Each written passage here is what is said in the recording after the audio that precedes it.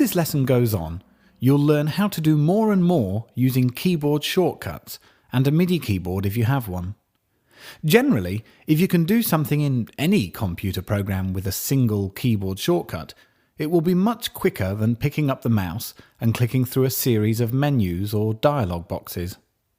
That said, the great thing about using the mouse is that it feels intuitive, and when it comes to putting music on the score in Sibelius, the mouse is the closest you'll get to actual manuscript paper and pencil. So it's with mouse input that you will begin adding notes to your score. Before we get started though, your score is woefully short at the moment. To quickly add more bars to the end of your score, hold down Ctrl and B, or Command and B if you're on a Mac, for 5 to 10 seconds. As you hold these keys, bars are added to the end of your score. The second violin part is very simple at the start, so let's begin with that. In Sibelius, before you do anything, it's a good idea to develop a nervous habit of tapping the escape key twice. Whatever is going on in Sibelius, if you tap escape twice, it will be completely cancelled. For instance, in Lesson 1 you learned that you could change the rhythmic duration of notes by clicking on them, and then changing the note lengths in the keypad. If you didn't want to change a note length by mistake, pressing escape twice will make sure that you can't. Then, you know you're ready to begin whatever you want to do next. The first note in the second violin part is a whole note or semibreve, so click on the whole note in the keypad. It will turn blue to show it's selected, and when you move your mouse pointer back over the score, you'll notice the mouse pointer has turned blue too. I like to think of the blue mouse pointer as a reminder that your mouse is loaded. Sibelius is visually reminding you that if you click anywhere in your score, you'll add something. You've got used to dragging the page around with the mouse, for example, but if you tried to do that now, look what would happen. The blue mouse pointer should help you avoid making that kind of mistake. Along with the blue mouse pointer, you should notice that Sibelius is also showing you grey shadow notes. Shadow notes show you where the note will go when you click. They show you not only the pitch you'll get, but even the rhythmic position in the bar as you drag the pointer left or right. Add the first note. If you click in the wrong place, the thing not to do is to try and drag the note to the right place.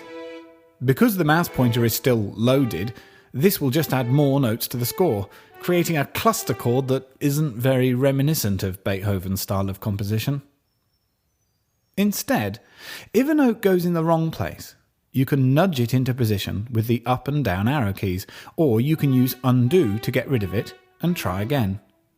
Continue clicking in each note until you get to the end of bar 9.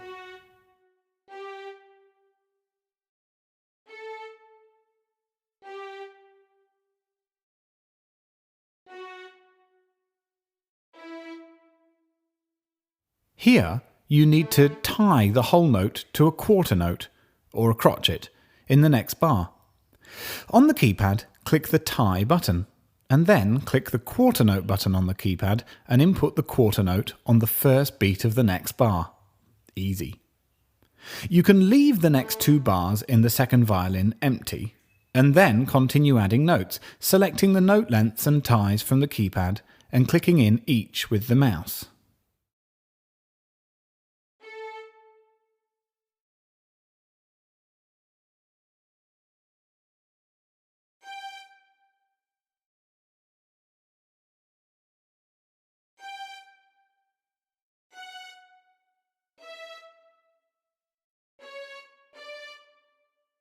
When you reach bar 16, there is a chord, or what a violinist would call a double stop.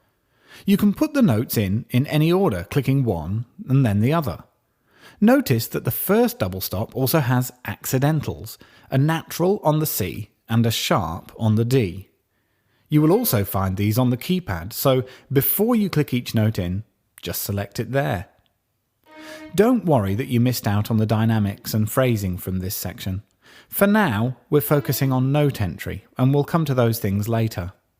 You should now practice what you've learned in this video by inputting the viola, and cello parts with the mouse. If you haven't read or written music in alto clef before, that's the clef the viola part uses, then there's a guide to understanding it in the appendix, but also a crafty workaround in your book if you don't have time to learn it right now.